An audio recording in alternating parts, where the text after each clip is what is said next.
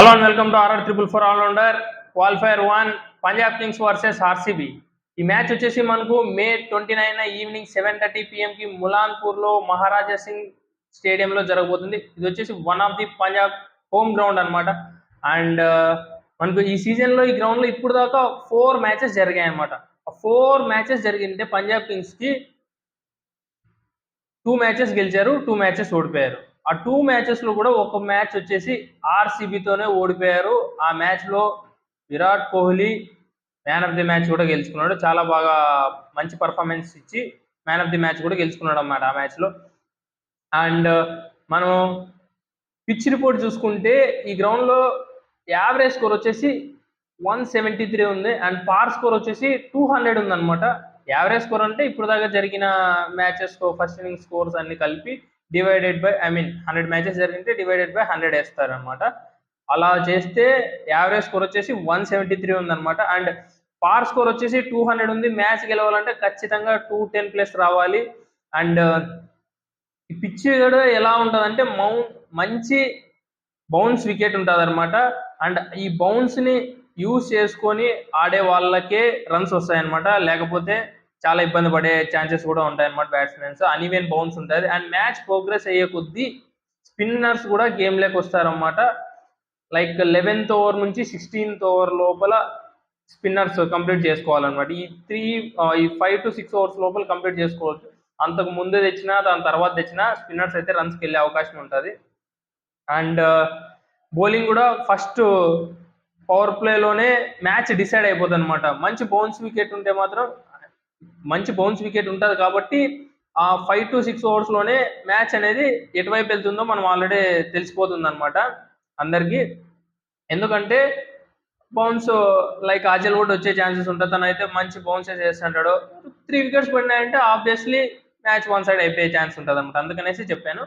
And due విషయానికి వస్తే మాత్రం ఖచ్చితంగా డ్యూ ఉంటుంది. అండ్ టాస్ గెలిస్తే మాత్రం చేజింగ్ తీసుకునే ఛాన్సెస్ ఉంటాయి. కాకపోతే ఈ గ్రౌండ్లో ఇప్పుడు దాకా 4 మ్యాచెస్ ఆడంటే ఫస్ట్ బ్యాటింగ్ ఆడిన వాళ్ళు 3 మ్యాచెస్ గెలిచారు. అండ్ సెకండ్ బ్యాటింగ్ ఆడిన వాళ్ళు 1 మ్యాచ్ మాత్రమే గెలిచారు. ఆ 1 మ్యాచ్ కూడా ఆర్సీబీ వాళ్ళే గెలిచారు.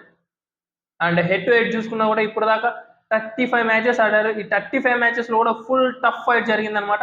పంజాబ్ కింగ్స్ వాళ్ళు వచ్చేసి 18 మ్యాచెస్ గెలిచారు. ఆర్సీబీ వాళ్ళు వచ్చేసి 17 మ్యాచెస్ గెలిచారు అనమాట. అండ్ వినెవర్ నో టాస్ గెలిస్తే చేజింగ్ తీసుకోవచ్చు. ఎందుకంటే లాస్ట్ మ్యాచ్ ఇద్దరు చేజింగ్తోనే గెలిచారన్నమాట. వాళ్ళైనా ముంబై వాళ్ళని కట్టడి చేసి 184 రన్స్కి కట్టడి చేసి చేజింగ్లో కన్విన్సింగ్ విక్టరీ విన్ అయ్యారు. అండ్ వీళ్ళు కూడా లాస్ట్ మ్యాచ్లో ఎల్ఎస్జీతో 227 రన్స్కి వెళ్ళినా కూడా వీళ్ళు కూడా 18 ఓవర్స్లోనే దాన్ని చేజ్ చేసి మంచి కాన్ఫిడెన్స్తోనే వస్తున్నారు. కాబట్టి ఎవరు టాస్ గెలిచినా కూడా చేజింగ్కి వెళ్ళే అవకాశమే ఉంటుంది అనమాట. అండ్ ప్లేయింగ్ లెవెన్లో ఏమన్నా చేంజెస్ ఉంటాయంటే ఇరువైపులా చేంజెస్ ఉంటాయి. అండ్ చూద్దాం ప్లేయింగ్ లెవెన్లో ఫస్ట్ పంజాబ్ కింగ్స్ ప్లేయింగ్ లెవెన్లో ఏమైనా చేంజెస్ ఉన్నాయో, వాళ్ళ ప్రాబ్లమ్స్ ఏంటి అనేది చూసుకుందాం. ఒక చేంజ్ వచ్చేసి ఖచ్చితంగా కేఎల్ జెమిసన్ అండ్ మార్కో ఎన్సన్ అయితే వెళ్ళిపోయాడు. ఇంకా మ్యాచెస్ ఆడనమాట. అంటే ఈ మ్యాచ్ కానీ ఎలిమినేటర్ కానీ ఫైనల్ కానీ అందుబాటులో ఉన్నాడు. తన ప్లేస్లో ఎవరిని రీప్లేస్ అయితే చేయలేదు. అంటే వేరే ప్లేయర్ని టీంలోకి అయితే తీసుకొని రాలేదు. ఎందుకంటే చాలా మంది బౌలర్స్ ఉన్నారు కాబట్టి వాళ్ళనే అడ్జస్ట్ చేసే ఛాన్సెస్ అయితే ఉన్నాయి. తన ప్లేస్లో ఏమన్నా అజ్మతుల్లా ఒమర్ జాన్ ఆడిచ్చే ఛాన్సెస్ ఉన్నాయి. And KL Jamieson track record అయితే అంత మంచిగా లేదు. తన ప్లేస్లో ఏమన్నా వైశాఖ్ విజయ్ కుమార్ని ఆడిచ్చి అండ్ ఇంకా ఏమన్నా ఛాన్సెస్ ఉంటే చాహల్ని కూడా లోపలికి తెచ్చే ఛాన్సెస్ అయితే ఉన్నాయి. తనైతే ఇప్పుడు దాకా లాస్ట్ 2 మ్యాచెస్ అయితే ఫిట్గా లేడని తీసుకొని రాలేదు. అండ్ ఈ మ్యాచ్లో ఆడే ఛాన్సెస్ కూడా ఉన్నాయన్నమాట. Whenever no. And batting performance చూసుకుంటే మాత్రం అందరూ సూపర్ టచ్లో ఉన్నారన్నమాట. మంచి ఫామ్లో ఉన్నారు. అండ్ ప్లేయింగ్ 11 చూసుకుంటే మాత్రం Priyansh Arya, Prabh Singh, Josh Inglis and Shreyas Iyer, Nehal Wadhera, Shashank Singh, Marcus Stoinis, Azmatullah Omarzai, Harpreet Brar, Kyle Jamieson ప్లేస్లో ఏమన్నా వినెవర్నో తన్ని తీసుకొని రావచ్చు, జాబేర్ బ్యాట్లెట్ని. And Arshdeep Singh and impact ప్లేయర్గా చాహల్ రావచ్చు ఆర్ వైశాఖ్ విజయ్ కుమార్ ఎవరో ఒకరు రావచ్చు అనమాట. Based on pitch or based on fitness ఎలా అయినా రావచ్చు అనమాట. అండ్ ఆర్సీబీ ప్లేయింగ్ లెవెన్లో ఏమైనా చేంజెస్ ఉంటాయా, వాళ్ళ టీంలో ఏమైనా ప్రాబ్లమ్స్ ఉన్నాయా అంటే మాత్రం ఖచ్చితంగా చేంజెస్ ఉన్నాయి అండ్ ప్రాబ్లమ్స్ కూడా ఉన్నాయన్నమాట. ఫస్ట్ ప్రాబ్లం వచ్చేసి లివింగ్ స్టోన్ అండ్ చేంజెస్ వచ్చేసి జాష్ హెజల్వుడ్ టీంలోకి వచ్చే ఛాన్సెస్ ఉన్నాయి అండ్ టీమ్ డేవిడ్ కూడా వచ్చే ఛాన్సెస్ ఉన్నాయి. కాకపోతే ఇప్పటిదాకా అయితే ఏమి అప్డేట్ అయితే లేదు. ఒకవేళ వస్తే లివింగ్ స్టోన్ ప్లేస్లో టీమ్ డేవిడ్ వచ్చేసాడు అండ్ నవ్ తుషారా ప్లేస్లో నువన్ తుషారా ప్లేస్లో మనకు హజల్వుడ్ వచ్చే ఛాన్సెస్ ఉన్నాయన్నమాట. అండ్ ఇంకా మిగతాదంతా same to same and captain కూడా జితేష్ శర్మ ప్లేస్లో పట్టిదర్ చేసే ఛాన్సెస్ ఉన్నాయన్నమాట. ఎందుకంటే లాస్ట్ 2 మ్యాచెస్గా తనైతే కెప్టెన్సీ చేయడం లేదు. జితేష్ శర్మ కెప్టెన్సీ చేస్తున్నాడు కాబట్టి లాస్ట్ మ్యాచ్కే ఫిట్గా ఉన్నాడు. కాకపోతే రిస్క్ తీసుకోవడం ఎందుకు, ఇంకొద్దిగా ఫిట్నెస్ ఉంటే మళ్ళీ కెప్టెన్గా చేయొచ్చు అనుకొని వాళ్ళైతే తనకి కెప్టెన్సీ ఇవ్వలేదు. ఈ మ్యాచ్ ఖచ్చితంగా కెప్టెన్సీ చేసే ఛాన్సెస్ అయితే ఉన్నాయి, 70% ఉన్నాయి. లేకపోతే ఇంకా జితేష్ శర్మనే కెప్టెన్సీ చేస్తాడు, విరాట్ కోహ్లీ ఎలాగో హెల్ప్ చేస్తుంటాడు కాబట్టి ఇంపాక్ట్ ప్లేయర్గా మనకు పటిదార్ వస్తాడనమాట. అంతే. ప్లేయింగ్ 11 చూసుకుంటే మాత్రం Virat Kohli, Salt, Patidar, Mayank Agarwal, Livingstone / Tim David and Jitesh, Romario, Shepherd, Krunal Pandya, Bhuvneshwar, S Dayal and Josh Hazlewood. Impact ప్లేయర్గా స్పిన్నర్ కావాలనుకుంటే సుయాష్ శర్మని తెస్తారు. లేదు స్పిన్నర్ అవసరం లేదు ఈ పిచ్ పైన, ఓన్లీ 5 to 6 ఓవర్సే కదా, మనం కునాల్ పాండ్యాతో అడ్జస్ట్ చేద్దాం ఆ 4 ఓవర్స్ అనుకుంటే ఇంకా నువన్ తుషారా ప్లేలోకి వచ్చే ఛాన్సెస్ ఉంటాయి. అండ్ ఇంపాక్ట్ ప్లేయర్గా తెలుసు కదా ఇంకా పట్టిదారిని తీసుకొని వచ్చుకుంటారు. And player to watch out చూసుకుంటే మాత్రం ఆర్సీబీలో వచ్చేసి విరాట్ కోహ్లీ, పటిదార్, భువనేశ్వర్ కుమార్ ఈ ముగ్గురు ప్లేయర్ టు వాచ్ అవుట్ కింద వస్తారు. అండ్ పంజాబ్ కింగ్స్లో ప్లేయర్ టు వాచ్ అవుట్ కిందకి వచ్చేసి Shreyas Iyer and Arshdeep Singh, Josh Inglis ఈ ముగ్గురు ప్లేయర్ టు వాచ్ అవుట్ కిందకి వస్తారు. అండ్ వార్ బ్యాటిల్స్ చూసుకున్నా కూడా ఈ మ్యాచ్లో వార్ బ్యాటిల్స్ కిందకి వచ్చేసి హర్షదీప్ సింగ్ వర్సెస్ విరాట్ కోహ్లీ మంచి వార్ బ్యాటిల్ అయితే ఉండబోతుంది. And Bhuvneshwar versus Josh Inglis కూడా మంచి వార్ బ్యాటిల్ అయితే ఉండబోతుంది. అండ్ ఇంకొకటి వచ్చేసి Josh Hazlewood versus Shreyas Iyer మంచి వార్ బ్యాటిల్ అయితే ఉండబోతుంది. చూడాలి ఎలా జరుగుతుందనేసి. వీళ్ళ 6 మెంబర్స్ మధ్య కూడా ప్లేయర్ టు వాచ్ అవుట్ లో కూడా వాళ్ళే ఉన్నారు. అండ్ ప్లేయర్ బ్యాటిల్స్ చూసుకున్నా కూడా ఈ మ్యాచ్ లో 4 మెయిన్ ప్లేయర్ బ్యాటిల్స్ ఉన్నాయి.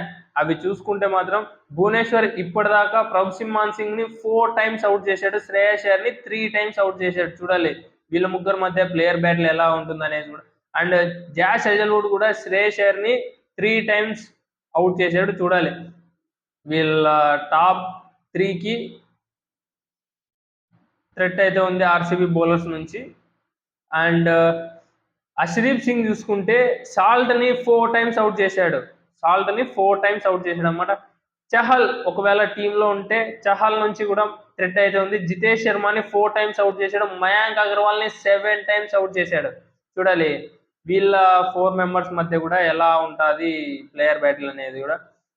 అండ్ ఫైనల్ విన్నింగ్ ప్రిడిక్షన్స్ వచ్చేసరికి ఇద్దరు కూడా ఫుల్ టాప్ నాచ్ ఫామ్లో ఉన్నాడు, మంచి ఫామ్లోనే వచ్చారన్నమాట క్వాలిఫై 1 ఆడటానికి. అండ్ ఇప్పుడు దాకా ఎలా జరిగిందంటే పంజాబ్ మ్యాచ్ ఓడిపోయింది అనుకో, ఆర్సీబీ మ్యాచ్ కూడా ఓడిపోయింది. అండ్ పంజాబ్ మ్యాచ్ గెలిచింది అనుకో, ఆర్సీబీ మ్యాచ్ కూడా గెలిచింది. అండ్ పంజాబ్కి మ్యాచ్ టై అయింది అనుకో, ఆర్సీబీ మ్యాచ్ కూడా టై అయింది. చూడాలి ఇప్పుడు దాకా ఇలానే జరిగామండి, ఇలాంటి కోఇన్సిడెంట్ ఇప్పుడు దాకా ఎక్కడేం జరగలే. అండ్ ఇంకా హోమ్ గ్రౌండ్ అంటావా, పంజాబ్ కింగ్స్ కి అది one of the home ground. ఇక్కడ 4 matches ఆడారు, ఆల్రెడీ చెప్పుకున్నాం మనం. 2 matches గెలిచారు, 2 matches ఓడిపోయారు. ఆ 2 matches లో కూడా ఒక మ్యాచ్ మనకు వీళ్ళతోనే ఓడిపోయారు అన్నమాట, ఆర్సీబీ వాళ్ళతోనే. అండ్ ఆర్సీబీ చూసుకున్నా కూడా హోమ్ మ్యాచెస్ అన్ని ఓడిపోయి అవే మ్యాచెస్ లో 100% ఉన్నారన్నమాట. అవే మ్యాచెస్ లో 100% విన్ అయ్యారు. 7 matches కూడా గెలిచారు. అండ్ వీళ్ళకి అవే మ్యాచెస్ ఏం ప్రాబ్లం లేదు. ఎవరైనా కూడా ఇప్పుడు చూడండి పంజాబ్ చూసుకున్న హోమ్ మ్యాచెస్ వాళ్ళకి హోమ్ అడ్వాంటేజ్ ఉంది. ఒకవేళ ఇప్పుడు మన జీటీ చూసుకున్నాం అనుకో, నరేంద్ర మోడీ స్టేడియం రా చూసుకుందాం అంటారు. అండ్ ముంబైని అడిగినా కూడా వాంకెడి లేరా చూసుకుందాం అంటారు. అండ్ చెన్నైని అడిగినా కూడా చెపాక్ లేరా చూసుకుందాం అంటారు. కాకపోతే ఆర్సీబీ వాళ్ళు మాకి హోమ్ గ్రౌండ్ వద్దాయా, అవే మ్యాచెస్ లోనే ఆడతామని చెప్తారు. చూడాలి ఈ మ్యాచ్ ఎలా ఉంటుంది అనేది. ఫుల్ టఫ్ ఉంటుంది అనమాట. ఎందుకంటే ఇరు టీములు కూడా మంచి ఫామ్ లోనే ఉన్నారు, మంచి బౌలింగ్ లైనప్ ఉందన్నమాట ఇరు టీములకి. అండ్ కెప్టెన్సీ ఫస్ట్ 5 ఓవర్స్ ఎలా బౌలర్స్ ని యూస్ చేసుకుంటారో, ఫిల్ సెట్ ని ఎలా మెయింటైన్ చేస్తారనే దాన్ని బట్టి మ్యాచ్ అయితే ఉంటుంది. కెప్టెన్సీ ఎవరిదైతే బాగుంటుందో వాళ్ళే గెలిచే ఛాన్సెస్ కూడా ఉంటాయి. అండ్ కెప్టెన్సీ చూసుకున్నా కూడా యువతల శ్రేయస్ అయ్యర్ తనే కెప్టెన్, తనే మంచి ఫామ్ లోనే ఉన్నాడు కాబట్టి ఏమన్నా జరగచ్చు. ఇటువైపు కూడా జితేష్ శర్మ ఆర్ పట్టిదార్ అయ్యుండొచ్చు. వాళ్ళిద్దరిలో ఎవరు కెప్టెన్సీ చేసినా కూడా కెప్టెన్సీ తనకంటే కొద్దిగా మార్క్స్ ఇవ్వచ్చు, తక్కువే ఇవ్వచ్చు. కాకపోతే విరాట్ కోహ్లీ ఎలాగో హెల్ప్ చేస్తాడు కాబట్టి ఏమన్నా జరగవచ్చు అక్కడ. అండ్ నాకు తెలిసి ఈ మ్యాచ్ అయితే నేను ఆర్సీబీ వాళ్ళకి ఇస్తానన్నమాట. ఎందుకంటే చెప్తాను ఎందుకు ఇస్తాను ఆర్సీబీ అనే పర్సన్. నాకు వచ్చేసి ఈ మ్యాచ్ అయితే నేను ఆర్సీబీ వాళ్ళు గెలుస్తారని అనుకుంటున్నా. ఎందుకంటే అన్క్యాప్డ్ ప్లేయర్స్ ఎక్కువ ఉన్నారన్నమాట పంజాబ్ కింగ్స్ లో. అందువలన నేను వచ్చేసి ఒక 5% ఆర్సీబీకి ఇస్తాను అనమాట. 55% ఆర్సీబీ వాళ్ళకి ఇస్తాను, పంజాబ్ కింగ్స్ కి 45% ఇస్తాను. అది కూడా ఎందుకంటే అన్క్యాప్ ప్లేయర్స్ ఎక్కువ ఉన్నారు పంజాబ్ కింగ్స్ లో. ఆర్సీబీ వాళ్ళంతా క్యాప్డ్ ప్లేయర్స్. ఇలాంటి మంచి క్వాలిఫైర్ మ్యాచ్ లో గెలవాలంటే క్యాప్డ్ ప్లేయర్స్ అయితే కొద్దిగా ఎక్స్పీరియన్స్ తో ఆ ప్రెజర్ ని తట్టుకోగలిగి ఆడతారని అనుకుంటున్నా. ఏమన్నా జరగవచ్చు. ఎందుకంటే ప్రియాంశ్ ఆర్య అయ్యుండొచ్చు, ప్రభ్ సింగ్ అయ్యుండొచ్చు, నెహాల్ వదేరా అయ్యుండొచ్చు, శశాంత్ సింగ్ అయ్యుండొచ్చు, హర్ప్రీత్ బార్ అయ్యుండొచ్చు, చాలా వైశాఖ్ విజయ్ కుమార్ అయ్యుండొచ్చు. 6 మెంబర్స్ ఉన్నారన్నమాట. అన్క్యాప్డ్ ప్లేయర్స్ 6 మెంబర్స్ ఉన్నారు. ప్రెజర్ ని ఎలా తట్టుకొని ఆడతారనేది చూడాల్సి ఉంటుంది. అందుకనేసి నేను ఆర్సీబీకి ఒక 5% అడ్వాంటేజ్ ఇచ్చాను అనమాట. అందరు తప్ప ఇంకేం లేదు.